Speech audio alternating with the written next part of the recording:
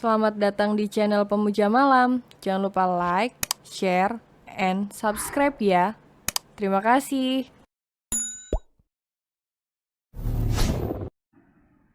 Chapter 1. Ustadz Galak. Ada yang bisa menjawab pertanyaan ini? Suara guru laki-laki yang sedang mengajarkan rumus molekul itu bagaikan dongeng untuk anak-anak muridnya yang mayoritas perempuan. Saat mendengar pertanyaan dari sang guru, semua murid menunduk, berpura-pura sibuk agar tidak ditunjuk. Meskipun sejak tadi terlihat mendengarkan, mereka sama sekali tidak fokus.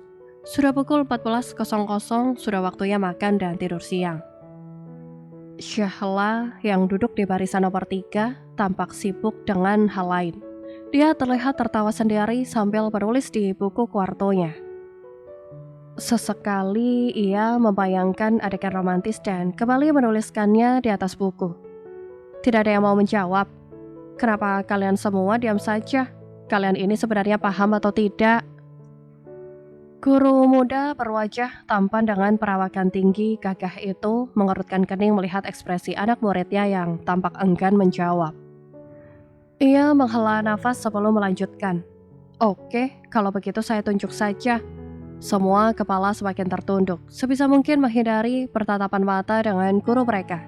Sementara Syahla yang masih asyik dengan dunianya sendiri tidak menyadari hal itu. Syahla, seru si guru muda. Coba jawab pertanyaan saya. Syahla yang namanya tiba-tiba disebut segera berdiri, memandang wajah sang guru yang terlihat menyeramkan. Tidak tahu Ustadz. Tidak tahu. Guru muda yang akrab dipanggil Ustadz Amar itu menghampiri meja Syahla. Terus dari tadi ngapain aja kok nggak tahu? Secepat kilat, Syahla berusaha menyembunyikan buku kuarto yang sejak tadi ia tekuni. Saya tidak paham, Ustadz. Tidak paham? Bukannya dari tadi kamu sibuk mencatat? Coba, sini, saya lihat isi catatan kamu. Mampus. Syahla mengumpat dalam hati. Kalau ketahuan Ustadz Amar, bisa berapi semuanya. 1. Ini adalah senjata andalan Ustadz Amar. Ia akan mulai menghitung untuk membuat anak muridnya merasa diintimidasi. Biasanya sebelum hitungan ketiga, mereka akan menyerahkan diri terlebih dulu sebelum dimarahi. 2. Keringat dingin mengalir di pelipis Syahla, membuat jilbabnya basah. Ia menggigit bibir, apa yang harus ia lakukan sekarang? 3. Pada akhirnya, Syahla menyerahkan buku itu pada Ustadz Amar. Ustadz Amar menerimanya dengan tatapan tajam.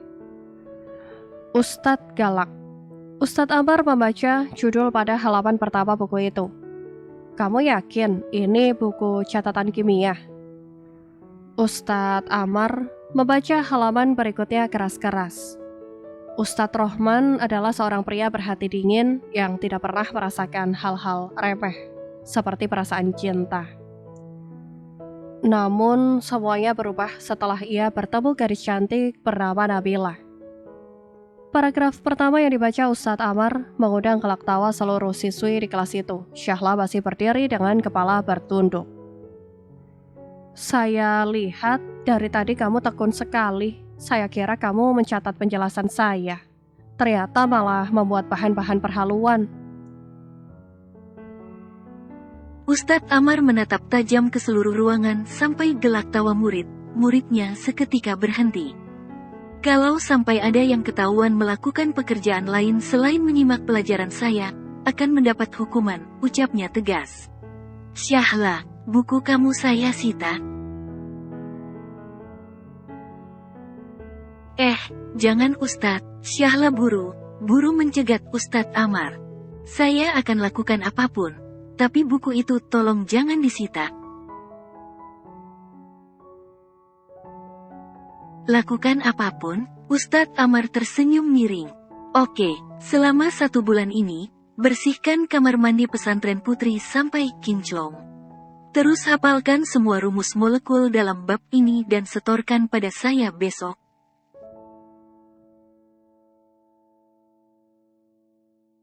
Kalau sudah semuanya, baru bukumu ini dikembalikan. Hah, Syahla ternganga dengan keputusan hukuman yang diterimanya. Membersihkan toilet putri selama sebulan. Yang benar saja. Ustadz, saya.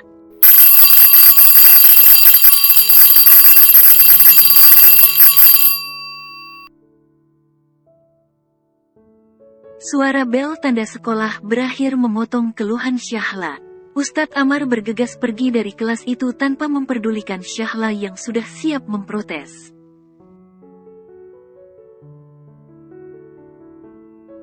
Arg, Syahla menjatuhkan kepalanya di atas meja.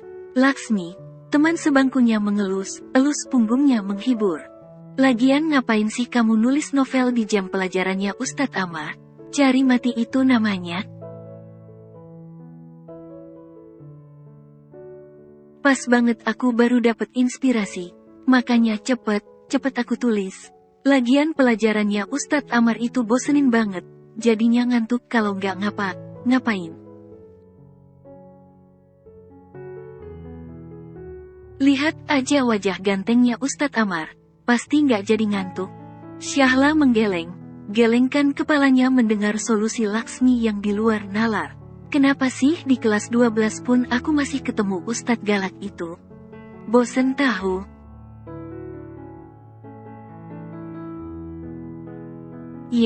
Yang bosen mah cuma kamu. Kita seneng kok. Hitung cuci mata, sahut teman Syahla yang lain. Syahla mengerucutkan bibirnya. Bukan masalah cuci matanya, tapi galaknya itu loh, nauzubillah.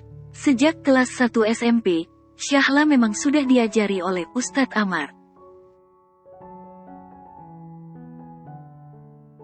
Entah kenapa Ustadz Amar ini sangat multitalenta. Dari pelajaran matematika, fisika, kimia, sejarah, bahkan bahasa Arab pun dia bisa. Tidak heran Ustadz Amar selalu ditunjuk menjadi guru untuk pelajaran yang sulit di Ponpes Al-Rawdah. Ponpes Al-Rawdah sendiri adalah pesantren yang cukup terkenal di Pulau Jawa. Santrinya banyak, sudah mencapai puluhan ribu.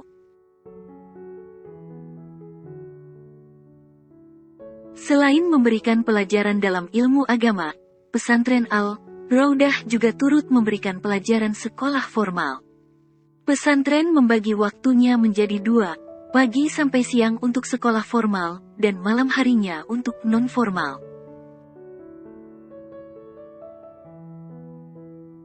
Di dalam pesantren sendiri sudah ada sekolah dari TK sampai universitas yang semua dewan gurunya adalah para santri di pesantren tersebut. Ustadz Amar adalah satu dari sekian banyak ustadz yang dipercaya untuk mengajar pada kelas santri putri. Alasannya satu, karena Ustadz Amar adalah sosok guru yang tidak pandang bulu, selalu tegas dalam mengajar dan memberi hukuman, tidak peduli laki atau perempuan.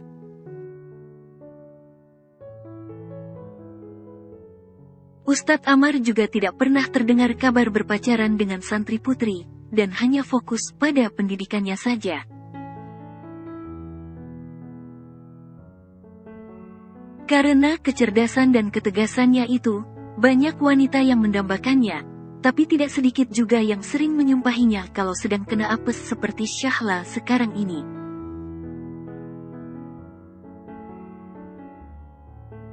Nanti malam pelajaran apa nih?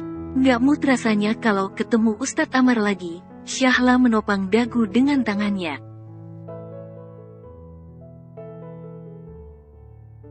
Nahwu, Laksmi meringis. Sudah pasti ketemu lagi. Badan Syahla langsung melorot di atas kursi. Kenapa sih Ustadz Amar ini serba bisa banget? Setiap hari ketemu dia lagi. Syahla sudah merasa bosan bertemu wajah Ustadz Amar yang katanya ganteng banget itu.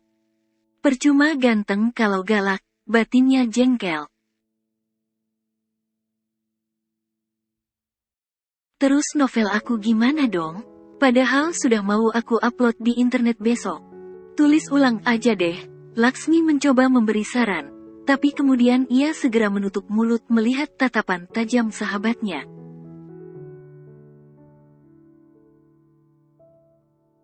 Tulis ulang. Enak banget kamu ngomongnya. Selama seminggu aku sudah nulis 15 bab dari pagi, siang, malam.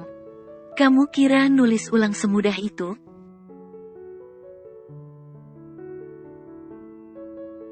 Ya udah deh, jangan marah. Laksmi kembali elus punggung Syahla. Minta aja baik, baik deh. Gak mungkin Ustadz galak itu bisa dimintain baik. Baik, Syahla melipat tangannya sambil berpikir. Ngomong, sekarang tanggal 31 kan?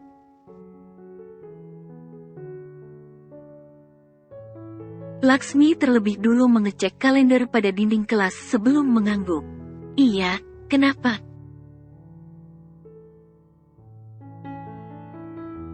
Pas banget, setiap akhir bulan kan guru pada rapat. Kita masuk aja ke ruang guru dan ambil bukunya. Laksmi melotot, kamu ngajakin aku nyolong?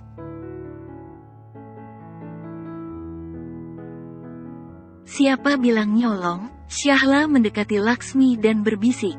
Aku cuma mau mengambil hakku yang sudah diambil Ustadz Amar. Gak mau tolak Laksmi mentah. Aku takut dosa. Ya sudah, Syahla pura marah. Kamu gak akan aku jadikan pembaca eksklusif lagi.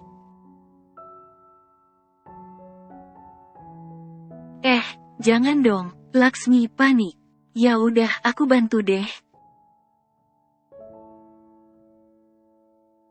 Bener ya, Syahla tersenyum senang. Nanti malam kita mulai eksekusi. Laksmi menelan ludah dan menganggukkan kepala ragu. Sejak dulu, Syahla memang sangat suka membaca novel. Dia sangat kagum dengan kemampuan penulis yang seolah menciptakan dunia sendiri untuk tokoh yang ia tulis. Untuk itulah Syahla mulai menulis novel di aplikasi novel online, yang ternyata menarik banyak pembaca. Pengikutnya bahkan sudah ada 10.000 sekarang.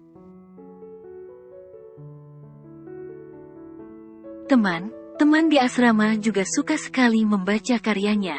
Namun karena tidak ada ponsel dan mereka hanya bisa mengakses internet 1 minggu sekali saat pelajaran komputer, mereka cuma bisa membaca dari buku kuarto yang ditulis tangan oleh Syahla.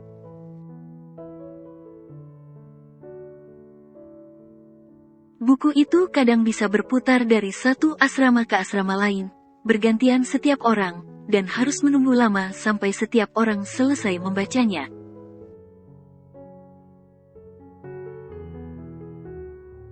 Laksmi sebagai teman sekamar Syahla mendapatkan privilege untuk membaca buku itu duluan dibandingkan temannya yang lain.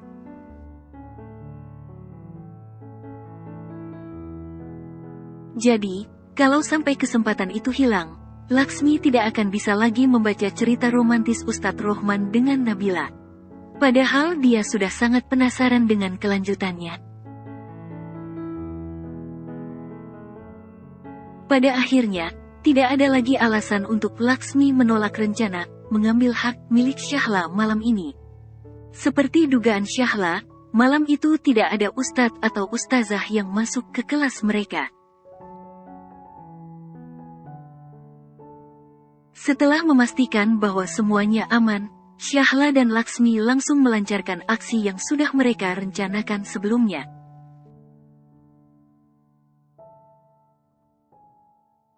Saat temannya memilih untuk kembali ke asrama, Syahla dan Laksmi menunggu di gedung sekolah.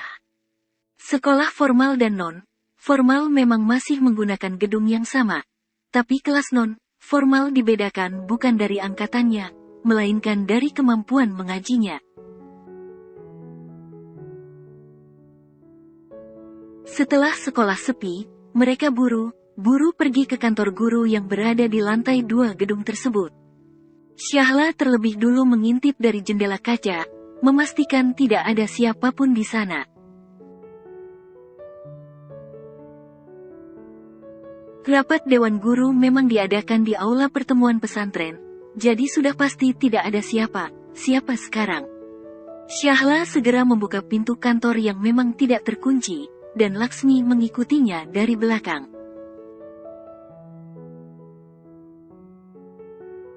Lampu kantor yang dimatikan membuat suasana menjadi gelap gulita. Penglihatan mereka dibantu dengan cahaya senter kecil yang mereka bawa, sehingga membuat keadaan menjadi remang-remang.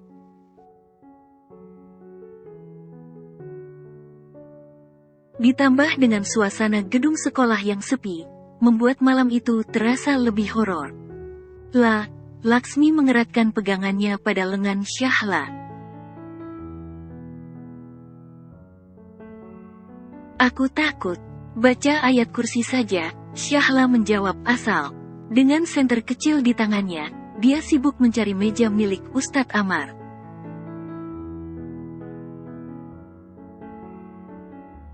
Ketemu. Syahla kegirangan. Amar Maulana Syarif. Syahla membaca nama yang tertempel pada meja.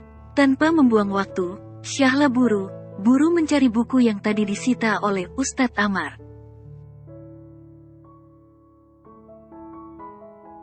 Bantu cariin dong Nyi, Syahla menyuruh Laksmi yang hanya berdiri di belakangnya. Kalau cepat ketemu, cepat pulang kita. Laksmi berdecak. Dia benar ketakutan sekarang. Bukan hanya takut bertemu hantu, ia juga takut akan ketahuan oleh para guru.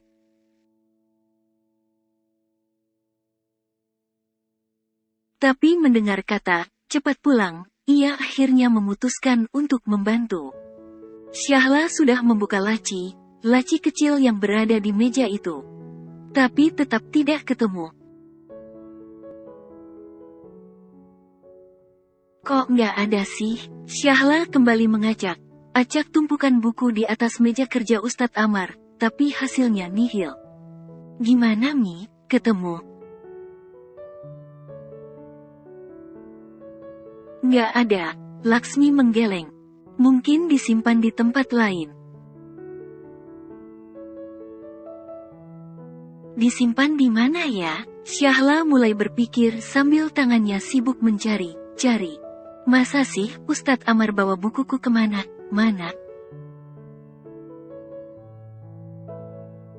Ya mungkin saja terbawa di tasnya. Sudah yuk, sudah nggak ada, kita pulang sajalah. Nanti, sebentar lagi, Syahla mengibaskan tangan Laksmi yang nepuknya mengajak cepat keluar. Kayaknya di sebelah sini belum aku cari deh. Ayolah, Laksmi masih nepuknya tidak sabar. Nanti kita ketahuan. Nggak kok, tenang aja, Syahla berkata sok menenangkan. Ia masih mencari dengan teliti buku kuarto-nya di antara buku tugas di atas meja itu.